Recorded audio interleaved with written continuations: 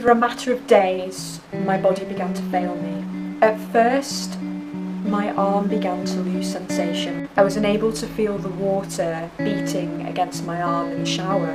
Very quickly, I was unable to open my hand properly and even hold small things like cutlery, tie my shoelaces, just do some very basic things.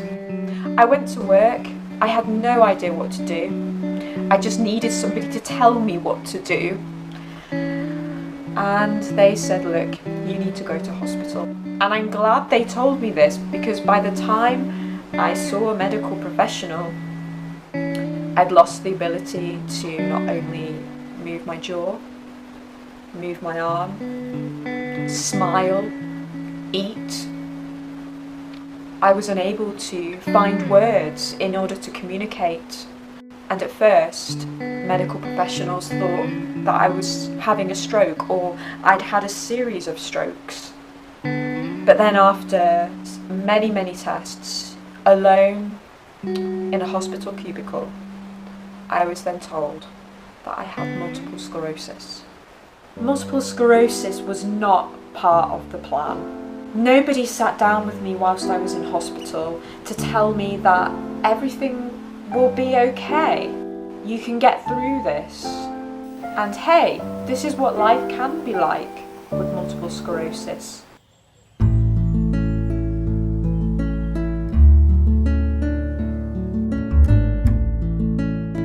MS has driven me to shake up the status quo. It's driven me to completely change my life.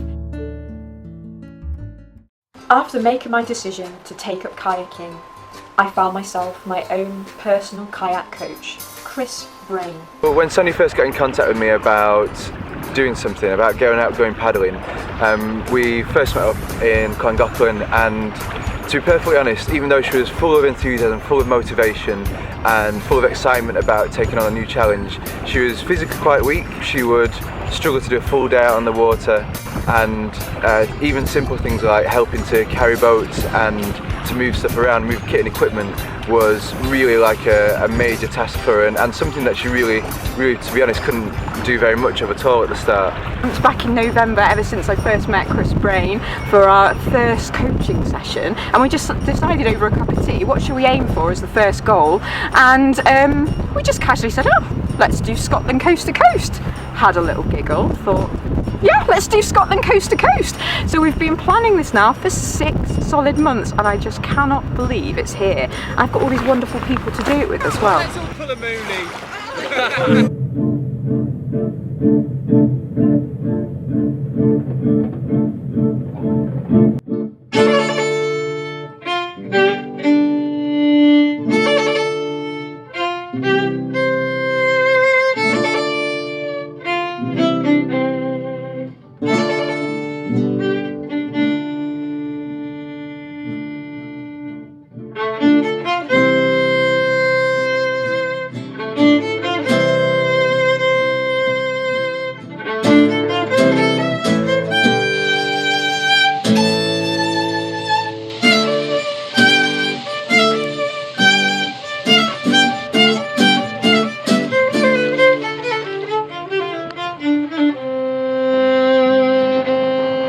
So we're paddling on the Caledonian Canal, the Great Glen Way, which travels from Fort William to Inverness, and it's roughly 60 miles. It's a journey that's usually split into 5 days, but we're doing it over 3 days because we want a challenge.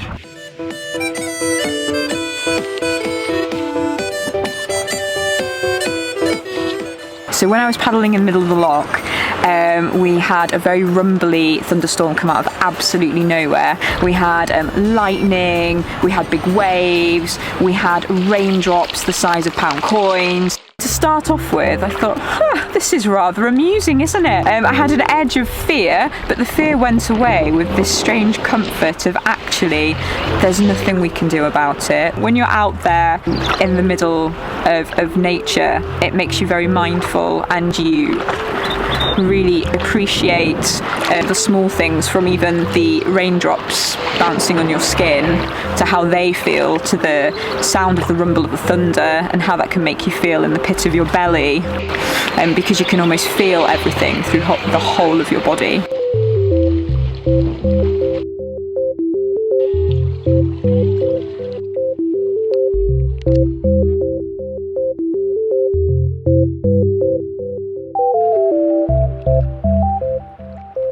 had a few reminders that multiple sclerosis is there in the background, but nothing that I haven't been able to deal with. So for example, I was really relieved when we got out here for lunch just now, because I was beginning to feel that I wasn't going to feel my left foot. But that's, again, you can't let these things defeat you. You need to just take things slowly and build it up and just listen to your body, and then you can achieve anything if you do that.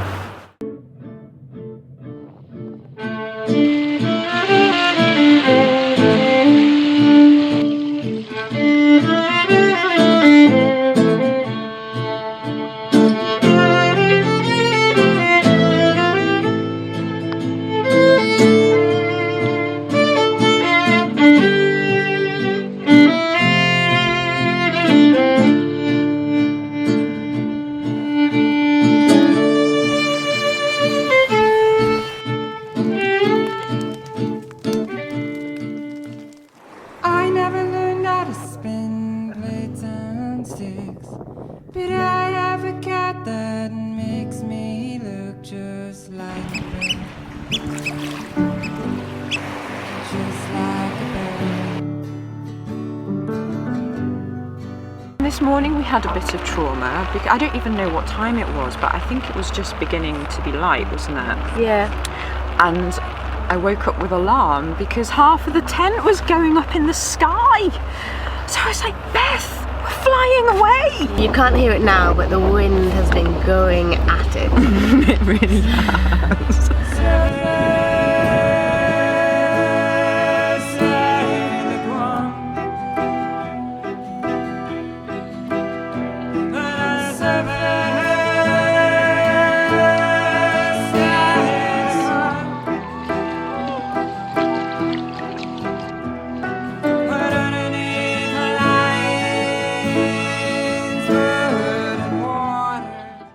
Throughout this, Sonja's really proved that her MS is something that she's going to manage and something that she's going to deal with, but something that ultimately is going to affect her forever, really. It's really shown me how important something like this can really be to somebody's rehabilitation, to somebody's life, in terms of changing who they are and what they can do and what they're capable of.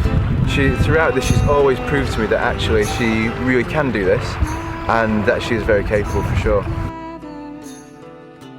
So we're at the end of our journey, of our big paddle. We're in Inverness, and I have spent probably the last portion of the journey reflecting upon the overall journey, not just being here, but actually from the very beginning. And what I'm astonished to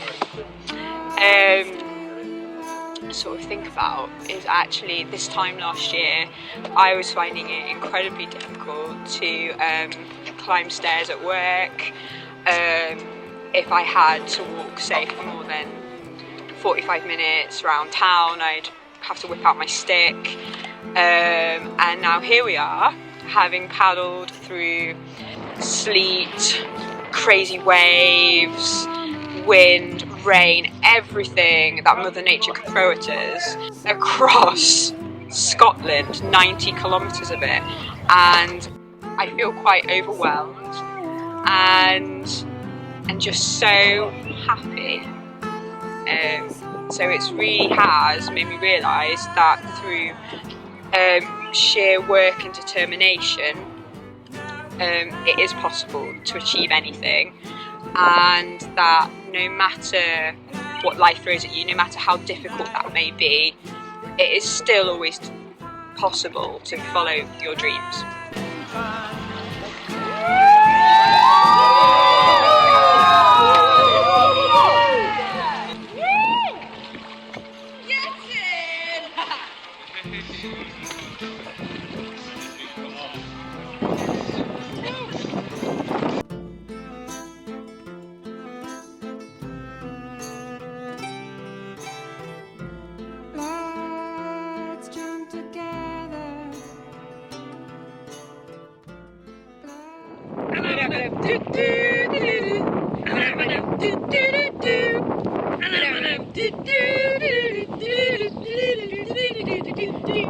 Do